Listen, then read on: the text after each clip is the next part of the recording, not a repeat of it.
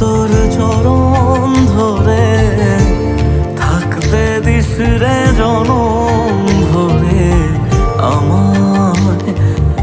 মাগো তোর এই পাগল ছেলে রইবে